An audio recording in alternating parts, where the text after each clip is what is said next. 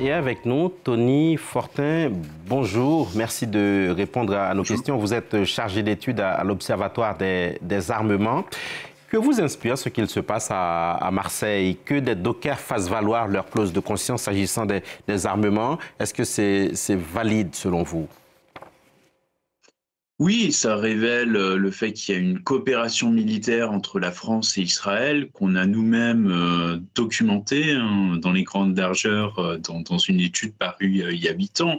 C'est une coopération qui est multifacette. Certes, on voit ici que on transfère des composants militaires à Israël, bon, pour des fusils mitrailleurs, mais on a aussi une coopération plus large au niveau militaire en matière de drones, et c'est pas simplement des livraisons de composants militaires français, c'est aussi on essaye de récupérer, entre guillemets, le savoir-faire israélien qui est plus en avance dans certains domaines tels que l'IA, l'électronique, les drones, dans le but d'avoir des armes qui soient effectivement plus performantes. Et ce matériel-là, il est tiré de l'expérience de guerre à Gaza. Donc ça pose quand même la question de nos responsabilités. Sur cette affaire des dockers précisément, le ministère français des Armées, Tony Fortin, dit que la France ne fournit pas d'armes à Israël. Est-ce que c'est la vérité? Alors là encore, il faut déconstruire ces propos. Quand on regarde les données officielles du rapport au Parlement sur les exportations d'armes, on exporte autour de 20 millions d'euros de pièces militaires à Israël. Donc effectivement, c'est un montant faible si on le compare avec nos ventes d'armes par rapport à l'Arabie saoudite. Mais il y a une autre donnée que le ministère ne parle pas, c'est celui sur les biens à double usage entre le civil et le militaire. Et quand on regarde ces données-là, on s'aperçoit que pour 2023, ces montants s'élèvent à 192 millions d'euros de transfert, ce qui montre bien que possiblement on livre notamment beaucoup de matériel électronique à Israël qui peut servir pour l'armement et d'autres pièces évidemment. Et sur ces pièces à Marseille toujours, le ministère des Armées dit qu'Israël n'utilise pas ce type de matériel. Est-ce que là aussi c'est la vérité?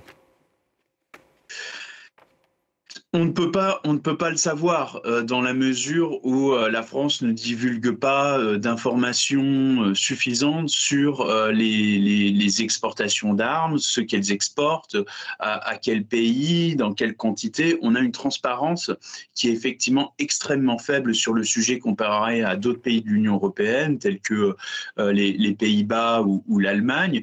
Et quand les députés français interrogent le gouvernement, ils se bornent en général à des réponses sommaires qui ne permettent pas de savoir réellement en fait le type d'armement qui est exporté, à quelles conditions il est exporté. Il faudrait une vraie démocratie sur le sujet, une commission parlementaire qui est en train de se mettre en place en France sur le sujet, qui a démarré ses travaux, mais il faut vraiment qu'une démocratie s'installe là-dessus pour qu'on sache vraiment ce que la France exporte à tel ou tel type de régime. Donc si on vous suit bien, Tony Fortin, on n'a aucun moyen de savoir à l'heure qu'il est si, par exemple, la France a un quelconque contrôle sur l'utilisation in fine de ces armes, sur leur trajectoire, sur ce qui en sera fait au final.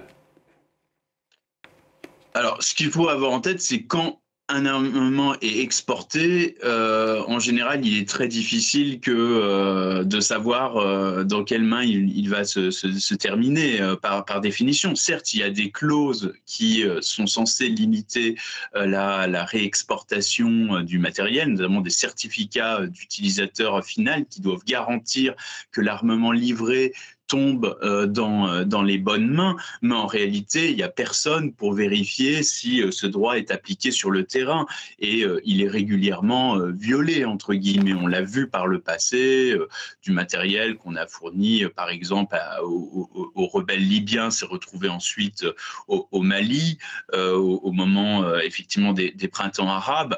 Donc ça, l'histoire le dément tout le temps, et c'est pour ça qu'on a besoin qu'une réelle démocratie, qu'une réelle transparence et effectivement se mette en place sur le sujet, qu'il y ait davantage de mobilisation parlementaire et citoyenne, parce que ça dure depuis très longtemps, et en France, on a vraiment de la difficulté à faire évoluer nos pratiques sur le sujet. Et tout cela arrive dans ce contexte gazaoui, on le rappelle également, Tony Fortin. Alors, Israël a annoncé que ses exportations d'armes ont battu un nouveau record en 2024. Les chiffres sont impressionnants. 14 milliards 700 millions de dollars en 2024, donc avec l'Europe comme principal client.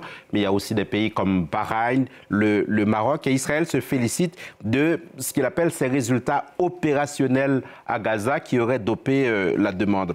Est-ce que, Tony Fortin, Gaza est une terre d'expérimentation pour les armes israéliennes? Ah oui, totalement. Il faut se rendre compte qu'il y a pas mal de startups qui viennent du civil, du sécuritaire. Je pense par exemple à une startup qui s'appelle Audisite, qui s'occupe de la maintenance effectivement du matériel militaire, hein, qui met place des petites caméras vidéo dans le matériel militaire pour mesurer son état, son état. Et cette startup, notamment, m'a fourni des logiciels qui ont été très utiles pendant la guerre à Gaza pour surveiller l'état du matériel et qui ont été achetés par un industriel français, Safran, qui a vu ce qui se passait effectivement dans le cadre de la guerre à Gaza et du fonctionnement du matériel israélien. Il s'est dit, bah, moi, ce logiciel, ça m'intéresse pour effectivement les équipements militaires que je vends à l'étranger ou que je fournis à l'armée française. Donc on voit bien là encore comment ça peut effectivement ça alimente les guerres à travers le monde. Et en toile de fond, il y a toujours ces accusations de génocide à Gaza. Tony Fortin, c'est ma dernière question. Est-ce que la France peut être mise en cause parce que des éléments français ont pu être utilisés sur le terrain gazaoui par Israël? Oui, il y a une complicité effectivement possiblement de génocide qui peut effectivement se poser pour les entreprises et l'État français qui fournit des équipements effectivement qui peuvent être utilisés par l'armée israélienne. Mais il ne faut pas oublier qu'il y a un droit aussi qui existe sur le commerce des armes, notamment la position commune de l'Union européenne et le traité sur le commerce des armes qui interdit de livrer des armes s'il y a un risque d'atteinte aux droits humains ou aux droits humanitaires. Et ça, la France le respecte pas, tant on l'a vu par le passé par rapport au conflit au Yémen ou la répression en Égypte. Récemment, on a aussi identifié des entreprises françaises qui contournaient l'embargo sur la Russie, hein, même après 2022. Donc on voit que la France est quand même à l'écart du droit international aussi, bien qu'elle ne se prive pas de donner beaucoup de leçons à d'autres pays.